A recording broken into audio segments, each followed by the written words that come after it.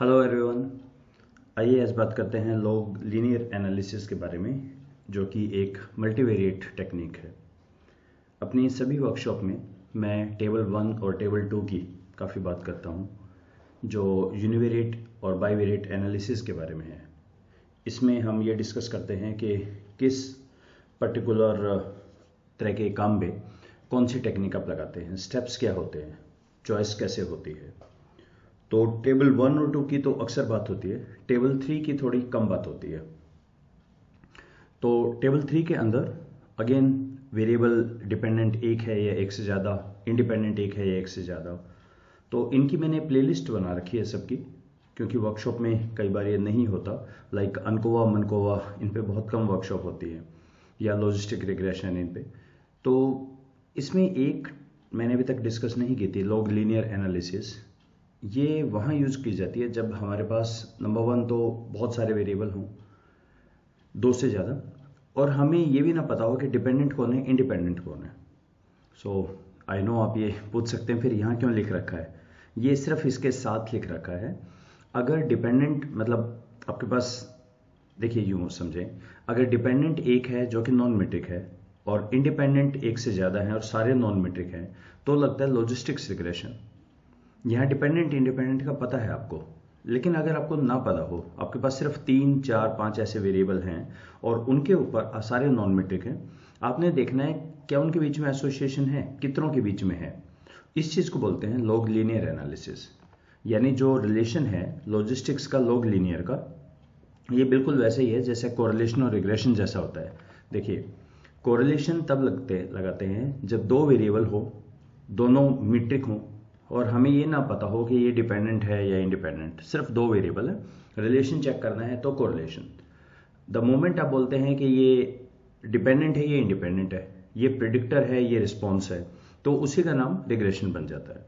उसी तरह से अगर आप कहें कि वेरिएबल हैं 3 4 5 हैं, सभी कैटेगोरिकल हैं और हमें नहीं पता कौन डिपेंडेंट इंडिपेंडेंट, तो लॉग लीनियर।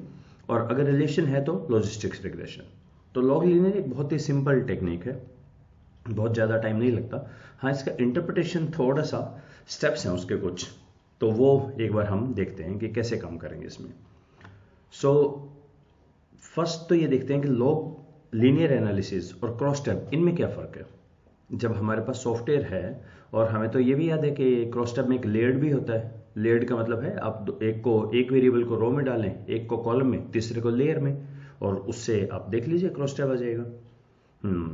क्या आपने चेक किया है, वाकई में आ जाता है क्या? आओ एक बार इसको चेक करके देख लें। मेरे पास एक फाइल है, ये मेरे पीएचडी का वर्क था। मैंने 3 एयरलाइंस पे काम किया था, इंडियन एयरलाइंस, एयर डकन और जेट एयरवेज। सो अब तो तीनों ही नहीं रही, लेकिन तब का डाटा है ये। तो इसमें से मैंने कुछ डाटा एक्सट्रैक्ट कर लिया कि कितने फ्रीक्वेंटली लोग ट्रैवल करते हैं, रेयरली, फ्रीक्वेंटली या ओकेजनली। टिकट कहाँ से बाई करते हैं, ऑनलाइन करते हैं, एजेंट से लेते हैं, या सीधा काउंटर से जाके ले लेते हैं। 3 एयरलाइंस है, उनसे पूछा गया कि आप इसको दोबारा इस पे ट्रैवल करेंगे, यस या नो, क्या आप इसको रिकमेंड करेंगे एयरलाइंस को, यस और नो। ये 5 वेरिएबल है। अभी के लिए मैं मानता हूँ कि मेरे पास कोई डिपेंडेंट इंडिपेंडेंट नहीं है, मुझे नहीं पता, तो क्रॉस टैब लगा देते हैं। तो मैं एयरलाइंस के पर्सपेक्टिव से देखता हूँ, एयरलाइंस को रो में डाला, और क्या रिकमेंड करेंगे लोग, स्टैटिस्टिक्स काई स्क्वायर। तो काई स्क्वायर की वैल्यू है ग्रेटर देन 0.05, मीन्स ऐसा कुछ नहीं है। इक्वली लाइकली थे, जितने लोगों ने कहा रिकमेंड करेंगे यहाँ पे, सभी एयरलाइंस में ऑलमोस्ट बराबर लोगों ने कहा, और लगभग उतने ही लोगों ने कहा नहीं करेंगे। तो कोई ऐसा बहुत फर्क नहीं मिला हमें। ओके, अगर मैं इसी चीज़ को देखूं कि कुछ लोग तो जो फ्रीक्वेंटली ट्रैवल करते हैं, कुछ ओकेजनली ट्रैवल करते हैं, कुछ रेयरली ट्रैवल करते हैं, तो क्या उनमें डिफरेंस है? तो मैं यहाँ पे क्रॉस टैब में लेयर को यूज़ करता हूँ और लेयर में फ्रीक्वेंसी को डाल देता हूँ, राइट। और अब मेरा अंदाजा है कि इसको मुझे, ये मल्टीवेरिएट हो गया ना मेरी तरफ से, तो 3 वेरिएबल हो गए, तो अब ये दे देगा रिजल्ट। रिजल्ट तो दिए इसने, पर ये मल्टीवेरिएट नहीं दिए, इसने तीनों का एज इफ स्प्लिट कर दिया फाइल। ओकेजनली के लिए ये डाटा और ओकेजनली के लिए ये P value, chi square value. Occasionally लोगों में बिल्कुल रिलेशन था, रेयरली में बिल्कुल नहीं था और इनमें नहीं था, फ्रीक्वेंटली में नहीं था। जो ओकेजनली थे उनमें बिल्कुल रिलेशन था। ओके, वो परसेंटेज एनालिसिस से हम देख लेंगे क्या रिलेशन था। आई थिंक ऐसा लग रहा है कि इंडियन एयरलाइंस के लोगों ने कहा हम रिकमेंड करेंगे जो ओकेजनली ट्रैवल करते हैं। एयर डेक्कन और शायद इनमें उतना नहीं था। तो हम तो ये सोच रहे थे कि ये तो मल्टीवेरिएट हो जाएगा, ये मल्टीवेरिएट नहीं हुआ, ये 3 बाईवेरिएट हो गए। ये इसने स्प्लिट कर दिया ओकेजनली रेयरली के लिए। इसी तरह से अगर आप एक और नेक्स्ट लेते हैं यहाँ पे, टिकट आपने कहाँ से ली थी, काउंटर से वगैरह से, तो ये और ज़्यादा स्प्लिट कर देगा।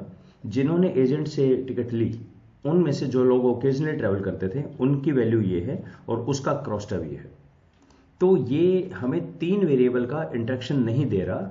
अब जितने भी लेयर डालें ये एज इफ स्प्लिट फाइल चलता जाएगा।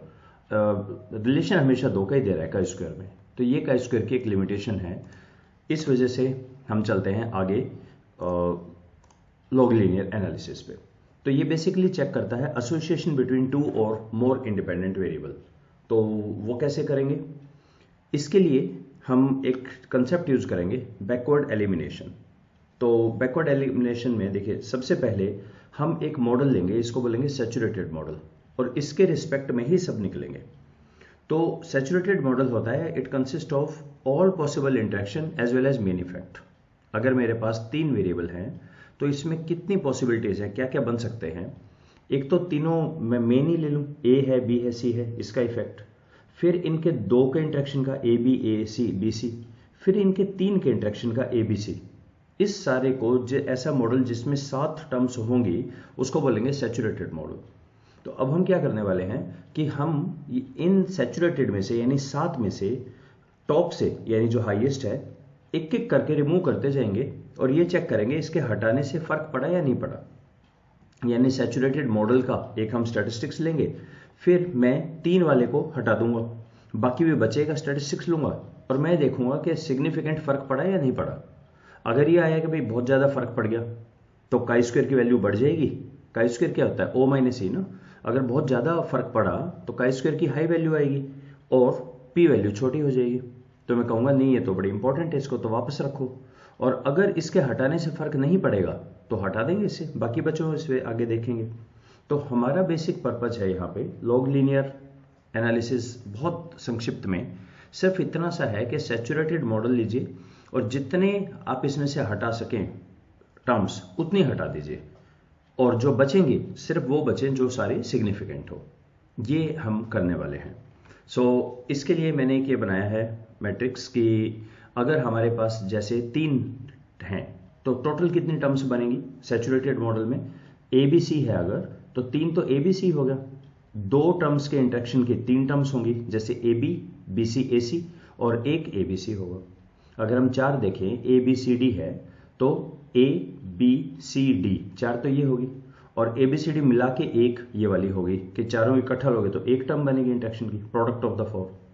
6 टर्म बनेगी जिसमें A B, A C, A D, B C, B D, C D, ऐसे 6 बनेंगी, और 3 की 4 बनेंगी, तो टोटल 15 बनेगी। तो ये मैंने यहाँ लिखने की कोशिश की है, इतनी इतनी टर्म्स बनती हैं सैचुरेटेड मॉडल में। और हम क्या करेंगे, हमेशा हाईएस्ट टर्म को रिमूव करके फिर नीचे की तरफ चलते हैं। सो इसका एक प्रोसीजर है और इसको करने का एक तरीका है, ये हम नेक्स्ट वीडियो में देखते हैं। फिर let's stop here, thank you.